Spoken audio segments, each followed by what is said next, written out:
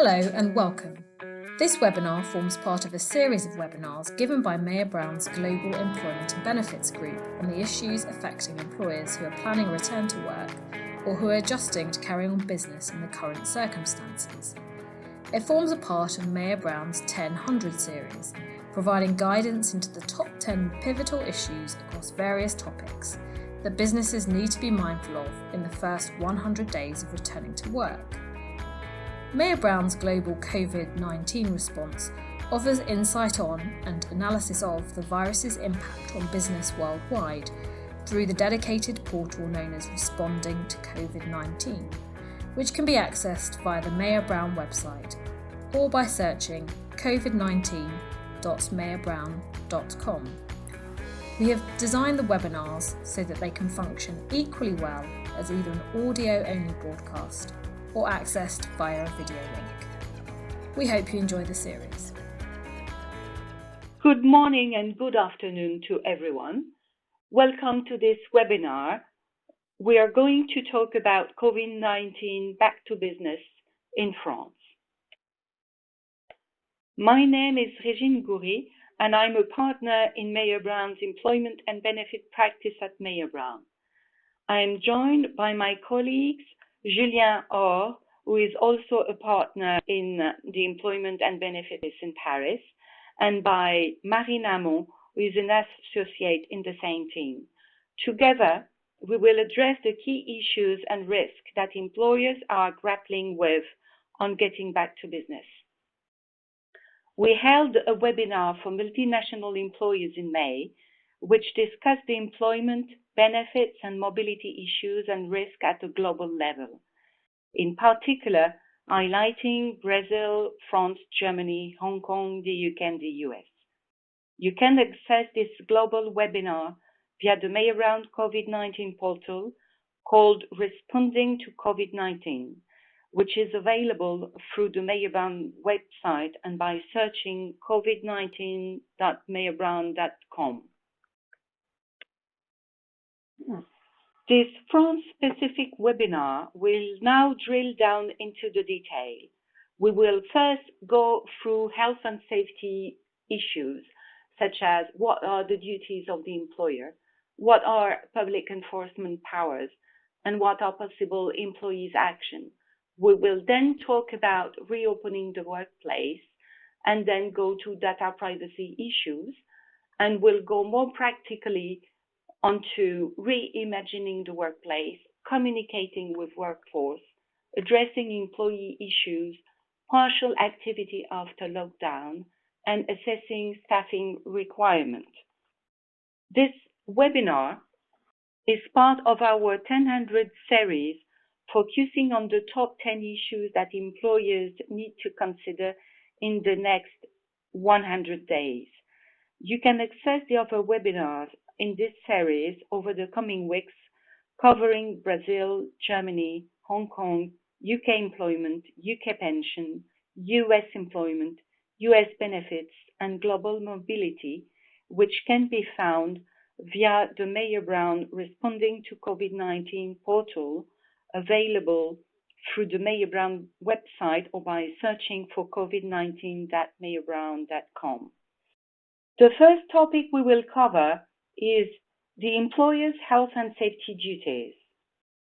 This is quite a hot topic in France because of the potential liabilities that may be incurred. So many employees have continued to work during the confinement period that back to business doesn't mean back to work, but it means going back to the workplace or organizing the work in a new manner. With the virus still active and even at a low level, back to workplace raises a number of health and safety issues, and the employer is the first responsible for providing a secure workplace to its employees.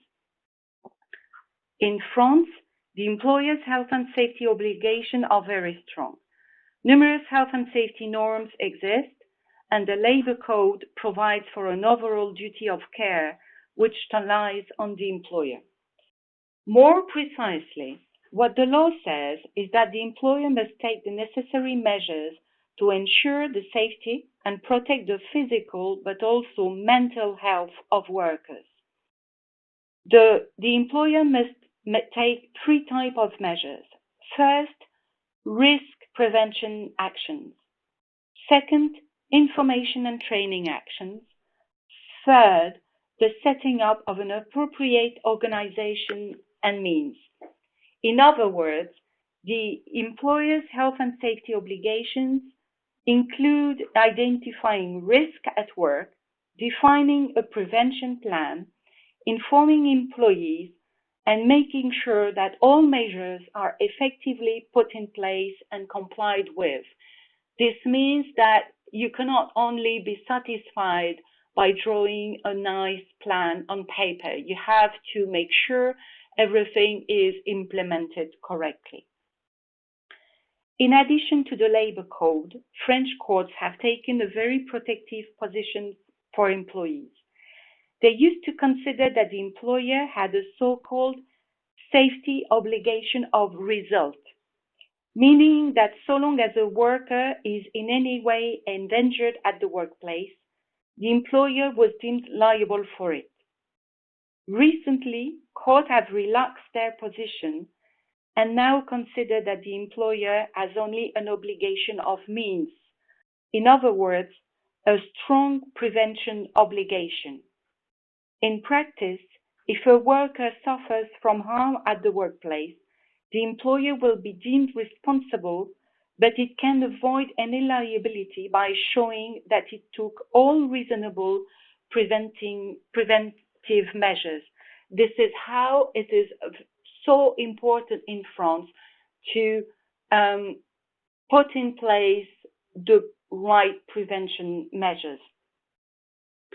In the context of the COVID-19 crisis, the French government has confirmed that employees had only an obligation of means, and should they follow governmental guidelines, such obligation would be satisfied.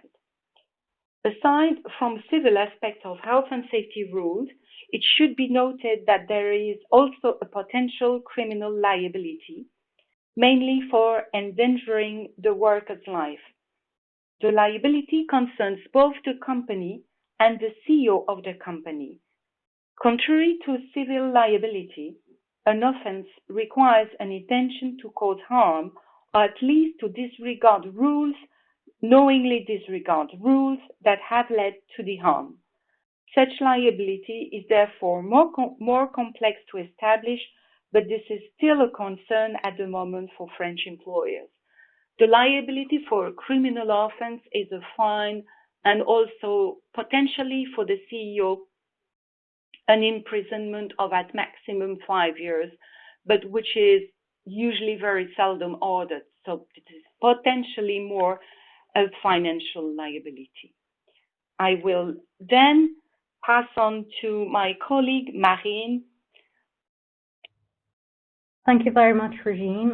We'll now discuss how these specific rules are being enforced by public bodies. And so, as discussed before, when returning to work following lockdown, difficulties may arise if the employer fails to take appropriate measures to protect the health and safety of its workforce. By appropriate measures, we think about the implementation of specific protocols to ensure social distancing, for instance, or the implementation of a thorough cleaning of the premises, along with hydroalcoholic gel everywhere on the premises.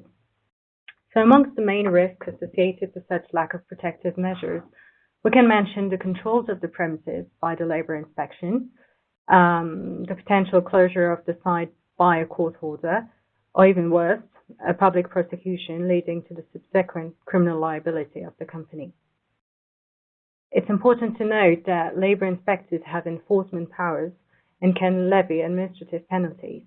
For higher penalties, they can refer the case to the public prosecutor. Employees can also bring a claim, of course, directly before criminal courts.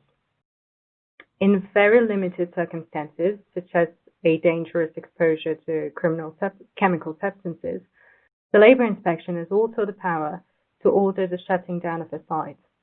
But in most cases, the labour inspection merely refers the matter to the judge, who then assesses whether the situation justifies the temporary closure of the site or not. Judges also have the power to issue injunctive orders to force the company to comply with health and safety rules, and possibly with a daily penalty. Then, in case of repeated breaches, the Ministry of Labour can also levy administrative penalties up to €2,000 per employee. During lockdown, two large companies have been in the spotlight for failing to take appropriate measures to protect the health and safety of their employees. The first one, Amazon, was ordered by the Nanterre Tribunal to limit its activities to the selling of essential goods, and decided to close all warehouses in France until all appropriate actions were taken to meet health and safety legal requirements. And for more detail, actually, on this particular case, we invite you to refer to the article we prepared, and which is actually available online on our website. There's another large company that was also in the spotlight, and this is Renault, which was forced to close one of its sites up and until the Social and Economic Committee had been properly consulted on health and safety measures as prescribed by law. So in these cases, the claims were initiated by unions, but of course the labour inspection or even employees can also bring similar actions. And there are actually additional compelling means that can be used by employees, in which we are about to talk right now. So what can employees do if their employer fails to take appropriate actions? Well, whistleblowing can be the logical response for UK or US-based employees, but its use is not very widespread for issues pertaining to employment law in France.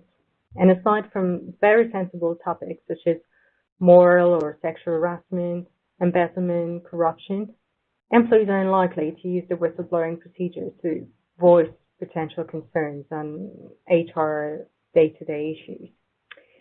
But employees, however, who fear for their safety are more likely to resort to the following possibilities. They may use first the withdrawal right.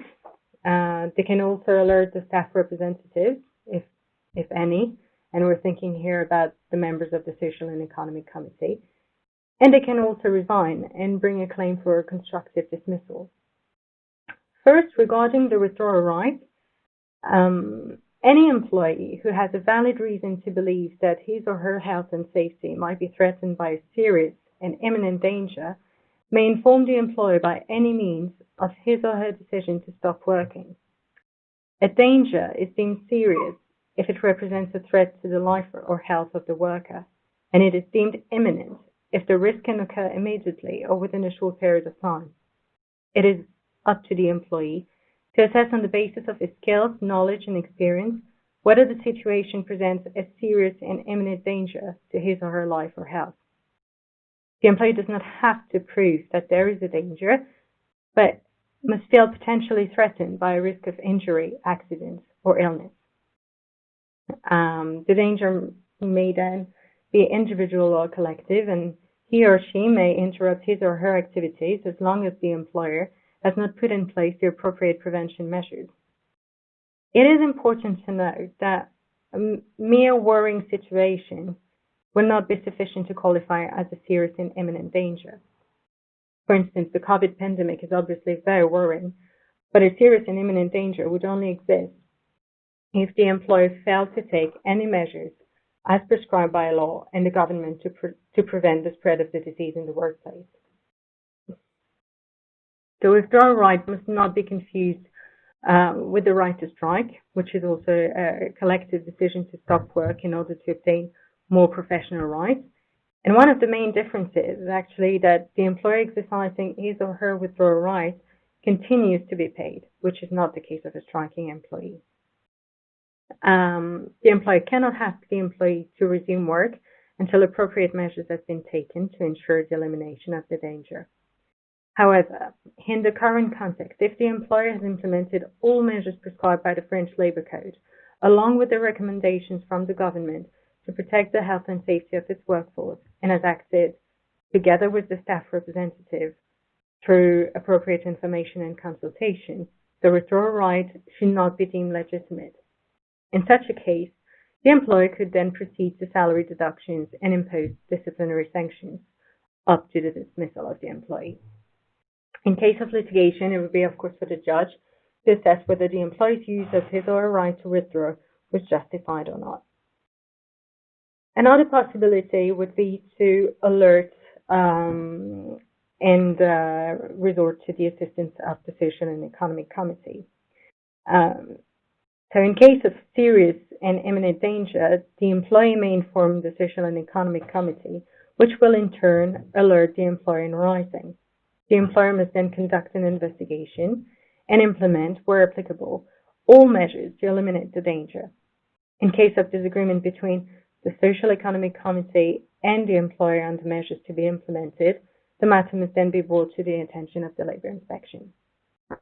What if, following an alert from the Social and Economic Committee or from an employee associated with a right to withdraw, the employer sits idly and does nothing? Well, if the risk materializes through an occupational accident or disease, for instance, we can imagine that the employee catches the virus in the workplace, which would actually be rather complicated to prove, especially if the employee commutes to work by public transport, but that's another topic. Then the employee could be awarded additional damages as a result of the employer's failure to act, which is also known as inexcusable misconduct. Lastly, we can also talk about constructive dismissal. And should an employer repeatedly refuses to set up passive protective measures, the employee would be entitled to claim constructive dismissal and damages for unfair dismissal. The employer would have to give prior formal notice to his or her employer to comply with the health and safety obligations prior, of course, to notifying his or her resignation.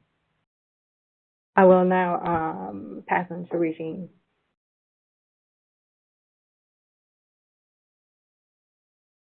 Thank you, Marine.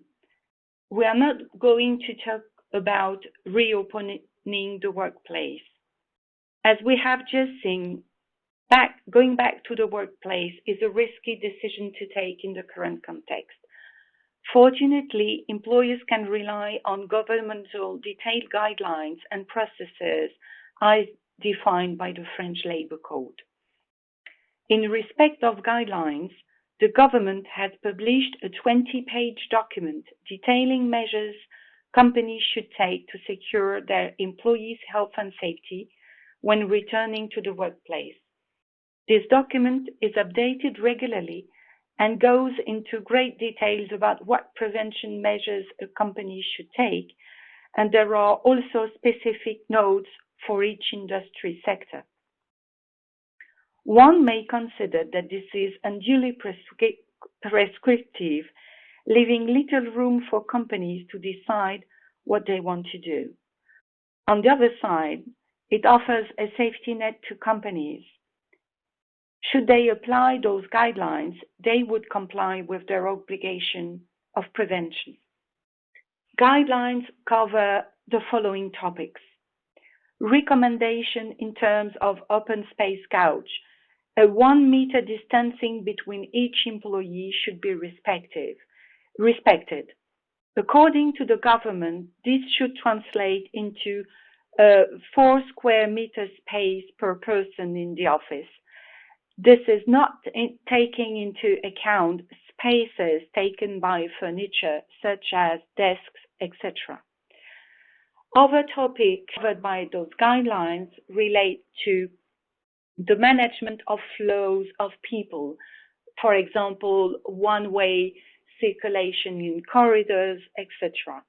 It also covers equipment such as masks, etc., all temperature checks.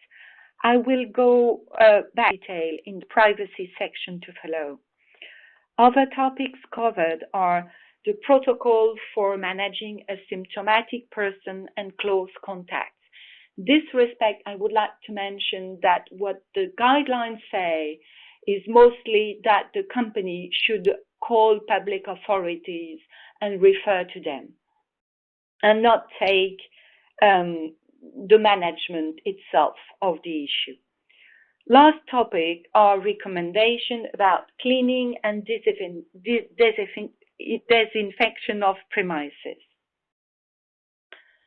Those general guidelines require to be adapted to the specific context of each company. This is done in the company risk assessment document, which is a mandatory document required by the Labour Code. It should normally be updated every year, but should also be adapted when new circumstances arise, such as the COVID-19 crisis. It can take then the form of a specific addendum containing an assessment of new risk. From this assessment, a prevention plan must be drawn up and communicated to employees. Once the company has assessed the risk, set up its plan, and communicated with employees, it may wish to enforce the measures taken. For example, if the company will require employees to wear masks in corridors and an employee refuses to do so, he or she may be sanctioned. However, under French law, this is possible only if the rules are provided in the so-called internal rules of the company. This is a sort of the equivalent of a code of conduct, which cover a limited number of topics, such as health and safety rules. Internal rules in the company are mandatory when the company reaches the threshold of 50 employees.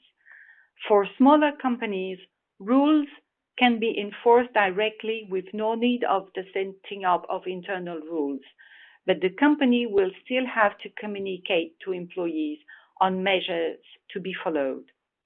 In companies having at least 50 employees, an addendum to internal rules should be drawn up in order to detail specific rules to be followed during the COVID-19 crisis. Given the current context, the government has provided for an expedited process which can be followed the setting up of this addendum. It can be an immediate implementation with, in parallel, an information of employee representatives and the labor inspector. Nonetheless, the Social and Economic Committee will have to be consulted afterwards. It is only after having followed this process that the company would be allowed to sanction an employee who would not comply with its instruction in respect of COVID-19 measures.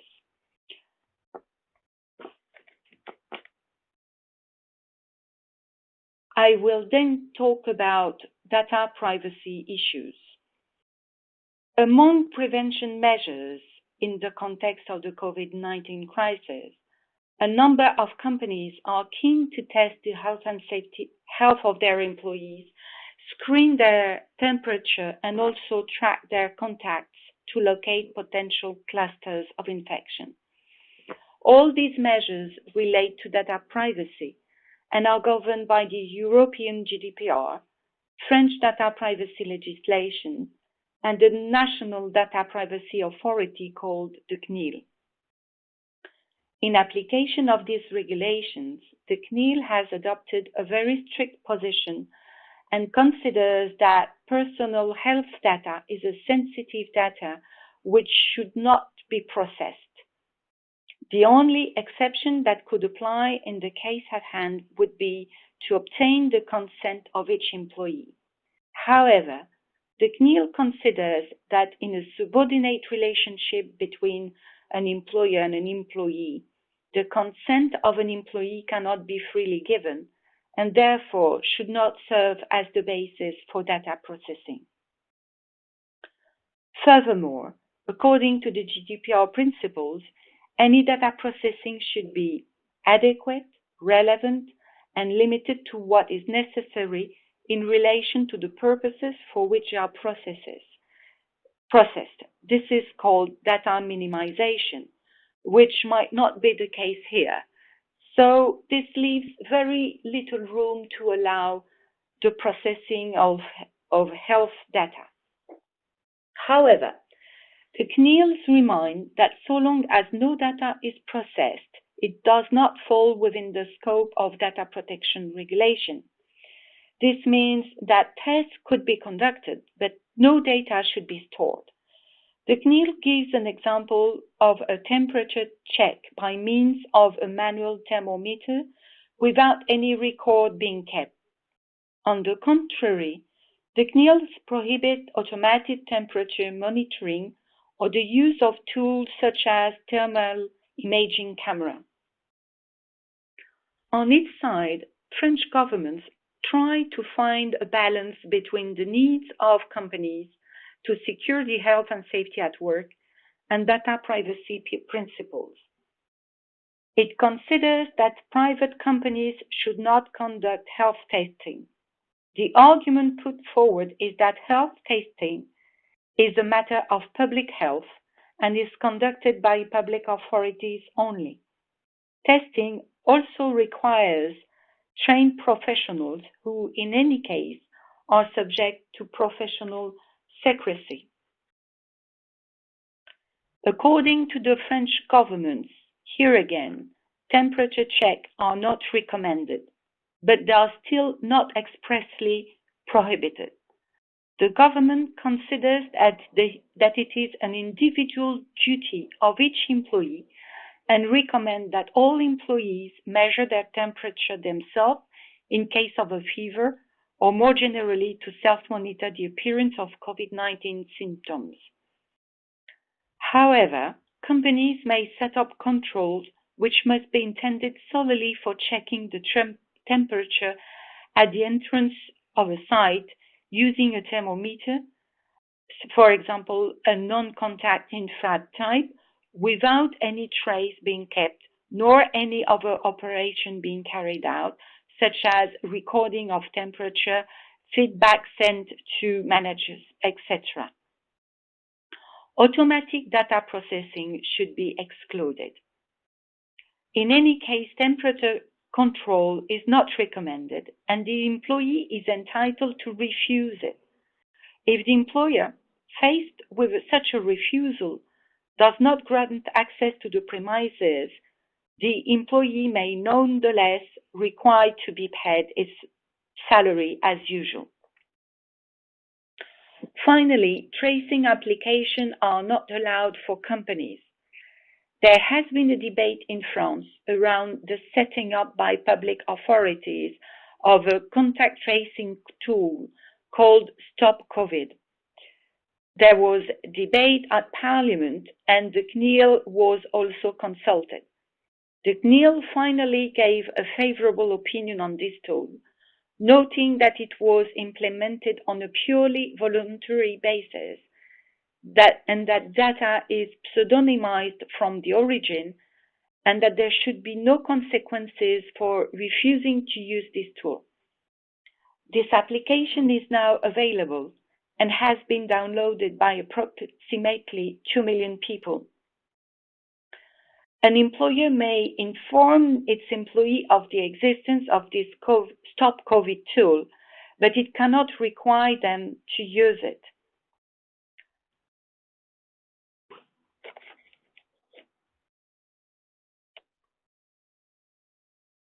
I will now talk about reimagining the workplace. From one day to another, millions of people have shifted to work from home, and this transfer has globally been successful. An organization that seemed impossible for many has worked smoothly, and a number of employees are now keen to keep part of the benefits of work from home. Some large French companies have started negotiation with unions to review their work from home policy, and those who never set up one are now looking at putting in place a policy.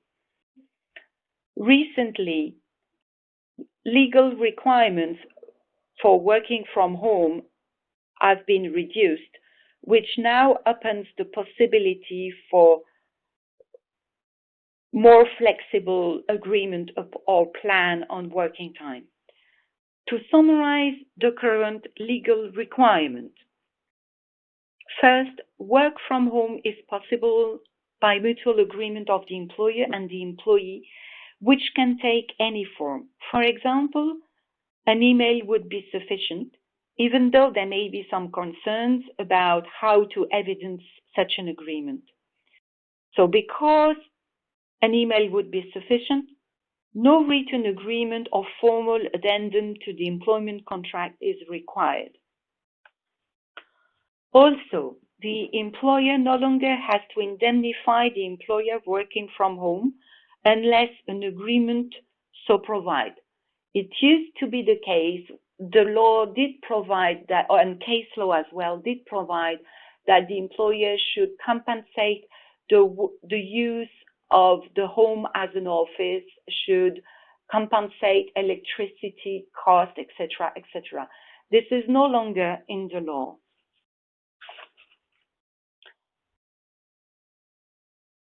During the COVID-19 crisis, the agreement of the employee is not even required.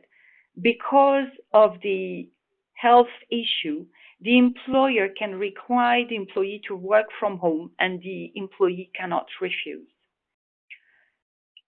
A policy or a collective bargaining agreement on work from home used to be mandatory. This is no longer the case, even though it is strongly advisable in order to define eligible activities to avoid claim from employees who would not be authorized to work from home. It is also possible to regulate the rules governing work from home and set up tracking tools to monitor the health of employees. As you may have read, the e-law considers that work from home may be an issue for some employees in terms of health, mental health. So this is something which should be monitored.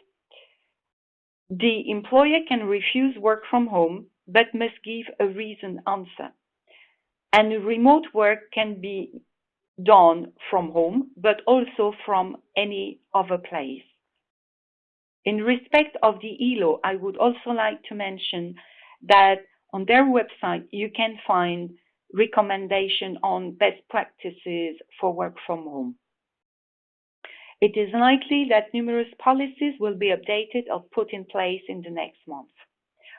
One of the main concerns with work from home is defining and monitoring working time. Hours of work during this COVID crisis have become very flexible, employees mixing private life and work. It is now necessary to set limits in both ways, both for the employee who should not work too much and also for employees who do not work enough. The employer should monitor rest periods, which is, as you may know, a mandatory obligation under French law. For managers who have a working time computed in days in lieu of hours, companies will have to find new ways to monitor the manager workload, which is a legal obligation.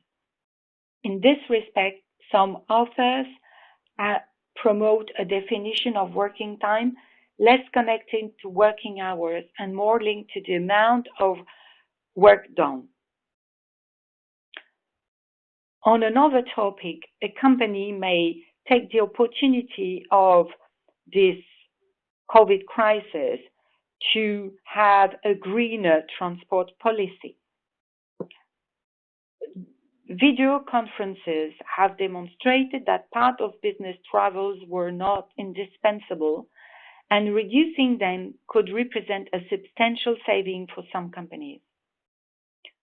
On another side, given the risk of contamination in public transport, the use of bicycles, which was already growing, is now further expanding, and the government currently subsidizes the repair of bicycles and the expansion of bicycle lanes and parking space.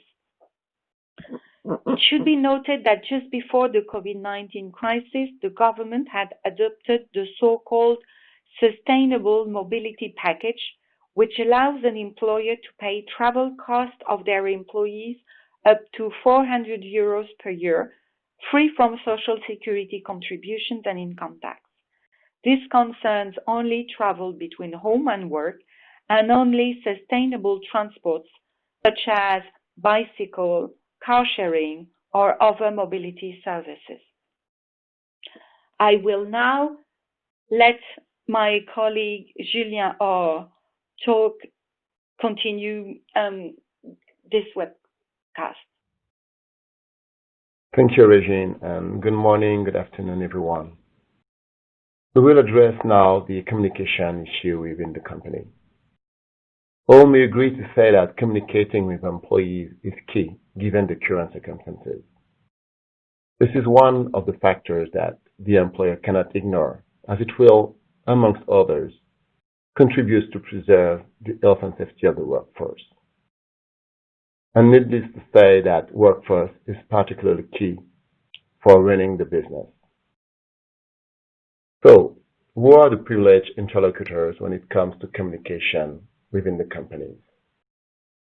Replying to these questions implies first to distinguish two categories of companies in France. Those which have a social and economic committee, which are the ones basically employing 11 employees or more, and those which have not such a committee. For this last category, the size of the company generally and naturally allows a fluid and more direct communication between employees and the employer. So there is no really real issue on this companies. For those which have a social and economic committee, this employee representative body will be the primary and main point of contact of the employer. This is even more the case in companies employing at least 50 employees, since the employer will be required to get the social and economic committee opinion before implementing any operational measures, which aims at stopping the spread of the virus, including the French equivalent to social distancing that we call in France geste barrière, and that Marine evoked previously during our presentation. Not doing so for the employer is deemed to be obstruction offense and could lead to legal actions from the employees, but also from the employee representative bodies, which are, as you know now, the Social and Economic Committee, but also the unions. Another crucial stakeholder within the organization that the employer must recall to involve is the occupational doctor, who must be involved about health and safety matters at the workplace, and then, logically, about COVID-19 discussions. Then, how the authorities help to facilitate the communication process for the employer. They focus, in this respect, on the main drawback in relation to communication with the Social and Economic Committee, which is the timing. The French government has decided to reduce the time frame normally available for the Social Economic Committee to provide its opinion. This body is given now between 8 to 12 days, 12 days if an expert is appointed, maximum to come back on COVID-19 related matters, which is very short compared to what was the previous time frame and the normal time frame, which is 1 to 2 months maximum. In conclusion, what are our practical recommendations? For certain changes, operational changes, mainly work from home, the employer must not hesitate to explain the rationale behind the decision it made. This is very important that employees understand why such or such decisions have been made. The employer should not forget to display, both electronically and by posting in the premises, guidance on social distancing and on the decision it made. And when possible, ideally, it would be advisable to set up a COVID-19 dedicated unit to address employees' issues, which makes the perfect link with the following section.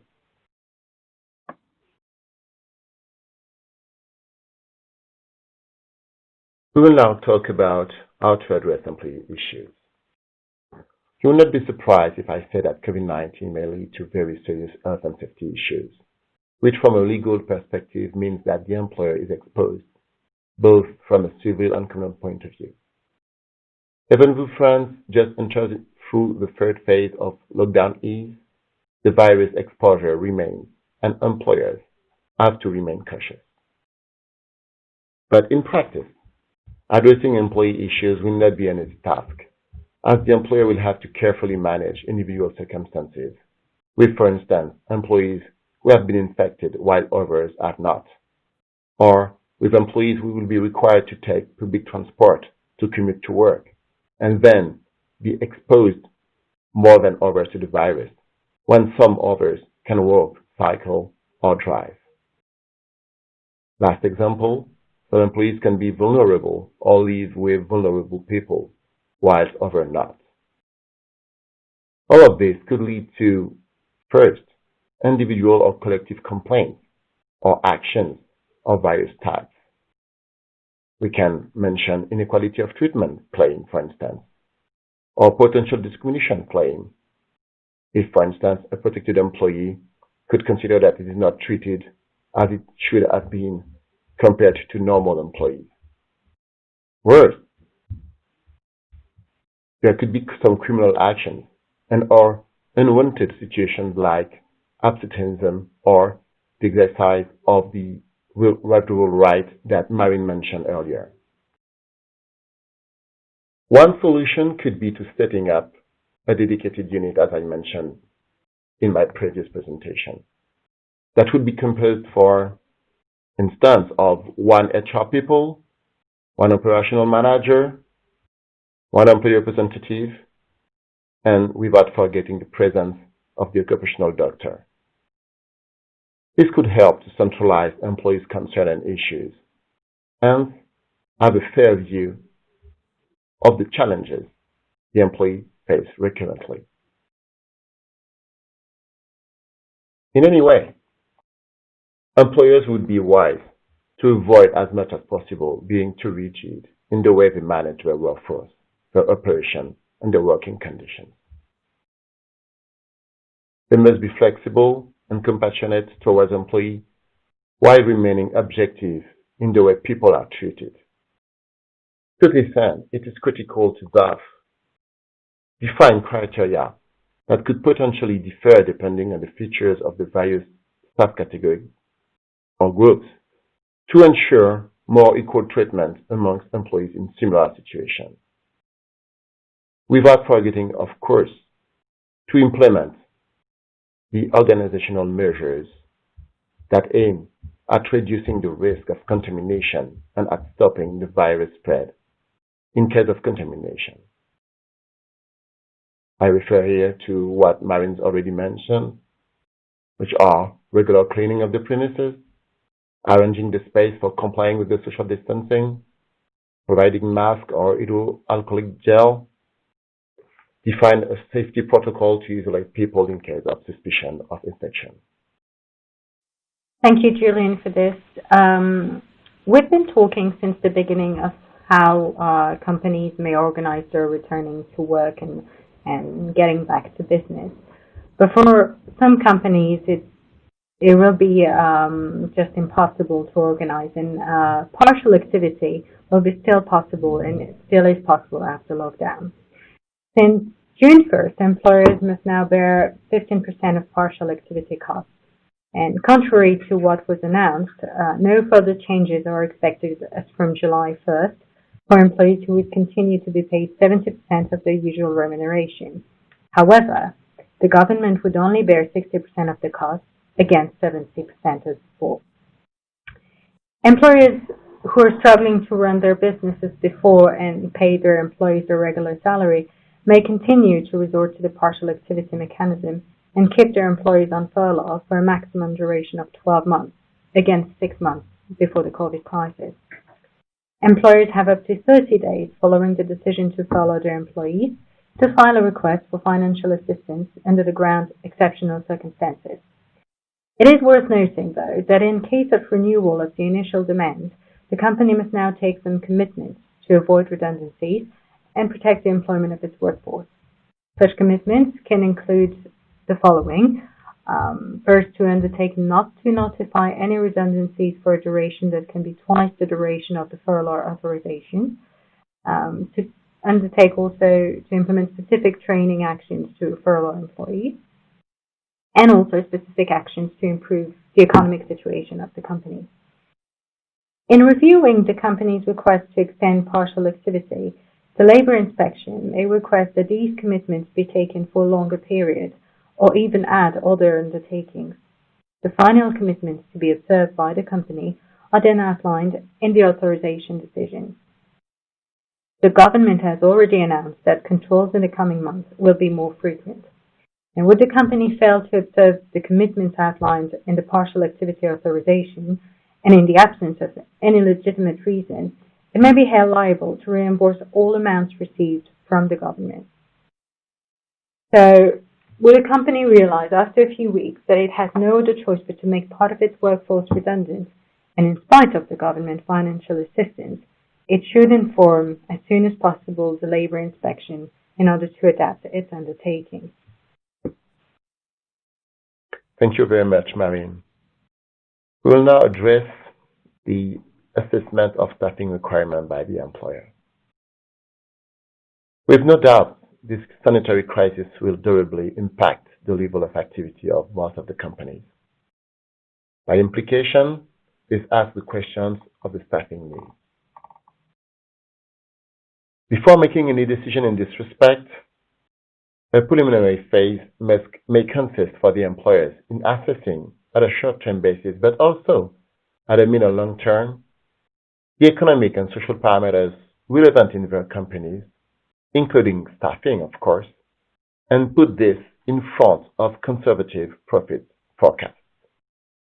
It may, for instance, happen that the conclusion of this assessment differ depending on the employees' groups or categories.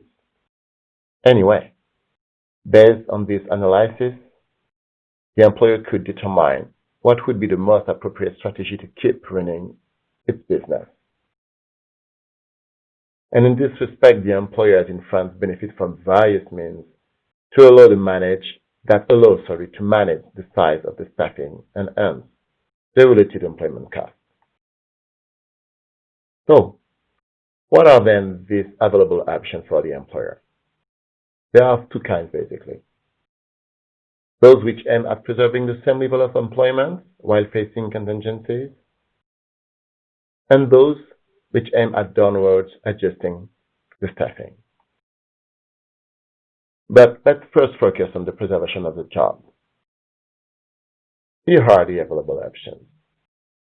First, you have the partial activity program that Marine just mentioned to you, which is very popular in France, as you may guess.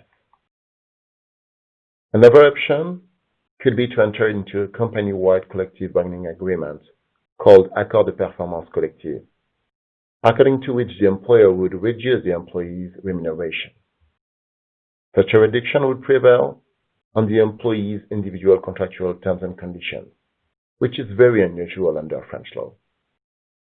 The employer still benefits from a 1-month period to refuse the change. However, if it does, the employer would be entitled to terminate the employment contract for a real and serious cause. Please note that in practice, this kind of collective bargaining agreements are only concluded when the unions or employee representatives get some commitments from the employer in terms of job preservation over a multi-year period. Another option for the employer could be to ask each of its employees to consent to a salary and/or working time reduction. The employee will benefit from a 1-month reflection period, but in case of refusal this time, it can be made redundant, except if the employer renounces to the reduction of salary or working time. In case of redundancy, the employee will be entitled to challenge the economic rationale of his dismissal and or the procedural conditions of it. Lastly, and it is a kind of breaking news, French government a few days ago has enacted a law which facilitates the recourse to precarious employment, which are fixed-term employment contract or temporary adjunct workers. This law also facilitates the recourse to outsourcing. Of course, there are certain conditions for it, such as the conclusion of a collective agreement. But the goal is clearly to provide more flexibility with hiring staff and to avoid to be, for the employer, bound by an indefinite term contract. This is for the preservation of the job. What the employer should do if he wants to reduce its staff.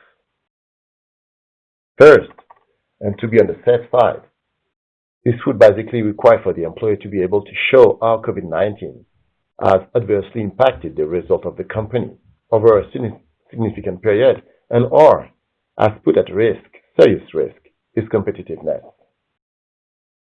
Secondly, this would require in most cases to observe a specific procedure, which differ depending on several criteria, which are, first, the headcount of the company, the numbers of employees impacted, the presence of a social and economic committee, and the period over which the reduction in force is contemplated. The easiest procedure to follow in this kind of circumstances is the social plan, that is known as social plan or plan de sauvegarde de l'emploi. It must be implemented when the company's headcount is of 50 employees or more and that 10 employees or more are to be made redundant over a same 30 days period.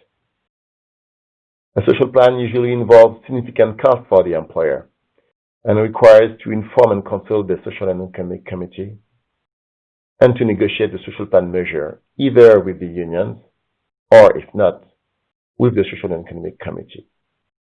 It also requires the labor authority's approval of the social plan and sometimes to contribute to the local employment fund.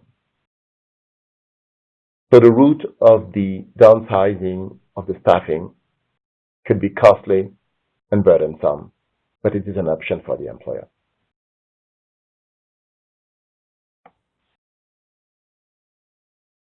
This brings us to the end of this webinar. So thank you for joining us today, and thank you also to my colleagues for their presentation. As mentioned at the beginning, this webinar is part of our 1000 series, focusing on the 10 top issues that employers need to consider in the next 100 days. You can access the other webinars in this series over the coming weeks, covering Brazil, Germany, Hong Kong, UK employment, UK pension, US employment, US benefits and global mobility, via the Mayer Brown Responding to COVID-19 portal, which is available through the Mayer Brown website or by searching covid19.mayerbrown.com. If you would like similar information on other jurisdictions, please let us know by contacting your usual Mayer Brown contact or emailing our event team at run-events@mayerbrown.com. We work with a well-established network of law firms in a wide range of jurisdictions and would be happy to explore a joint webinar if there is sufficient interest. Thanks again for listening, and we will now turn to answering your questions. Hello, everyone. I think we are now live to ask any questions you may have, and we've got already a number of interesting questions, so we'll answer those questions in the order of appearance. I am Regine Goury, and my colleague Julien Haure will answer some questions as well, and Hamon will answer other questions. The first question is, can an employer require an employee to come to the office when the employee is on remote work, who is on remote work wants to stay at home? Well, the answer is that provided the employer has put in place all measures to secure a safe workplace environment, there's no reason why an employee could refuse to go to work. There are still some legal exceptions, which is sickness, obviously, but also quarantine. If an employee is tested as having the virus, or also if an employee is taking care of a vulnerable person in his family. There used to be another exception, which was taking care of children, but all schools have reopened today, so this should no longer be an exception, a valid exception to stay home. The second question we have is, I will let Marine Hamon answer the question. Hello. So the second question is, can the employer renew the application of partial activity in order to extend the duration? This is a very good question, and we addressed it partially during the presentation. Basically, yes, you can definitely renew your application. You can ask to extend the duration, but when you renew it, the law requires you to take some commitments in order to preserve employment within the company. So part of within the commitments, we can mention the fact that the company needs to undertake not to launch any redundancies for a duration that can be twice the duration of the partial activity authorization.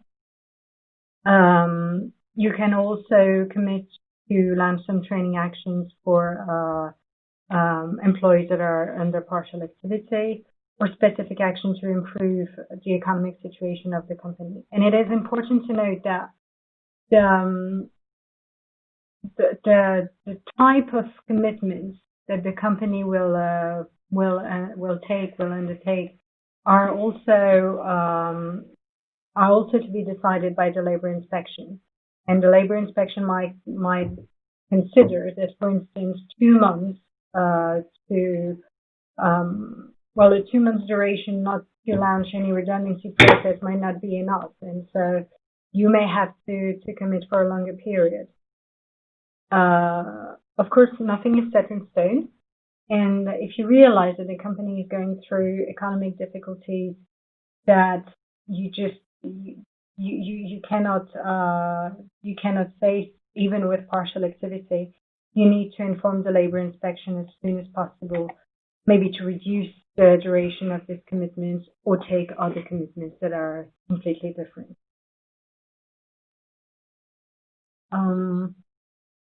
We now have another question. I think it's for me. Thank you, Mary. Yeah. Hello, everyone. Julien, Haure speaking. We have another question, which is, can employers implement unpaid leave, temporary reduction in salary? In fact, there are two ways to see it. Either on an individual basis, you should not normally implement without the employee consent any unpaid leave. This was the case at the beginning of the crisis. Now it's no longer the case. And you cannot as well impose temporary reduction in salary except within the partial activity program that Marine addressed earlier. So for the individual, you have to get his consent to do so, but you have a way to do it on a collective basis. If you negotiate with your unions an agreement according to which you will reduce the salary in counterpart of the commitments to preserve the employment within the company, you can impose so. At least the employee has 1 month of reflection, but if you refuse the change, it can be dismissed for real and serious cause, which means that the employer will be in a strong position to impose a reduction of salary. This is the only way so far to do it for the employer on without really be bound by the employee consent. Do we have another question? Okay, yes, we have another one. Which is, do the employees still need to have a certificate to commute to work? Fortunately, this is something for commuting to work within the French territory, which is not longer required. This is very recent, because 1 week ago, I think it was again the case, but it was not the case now. Otherwise, you have another situation, which is people that travel abroad. For these people, they need to get a certificate to travel abroad, and also a certificate that mention that they are not ill at the moment, they are not experience any symptoms of the COVID-19 infection at the moment they travel.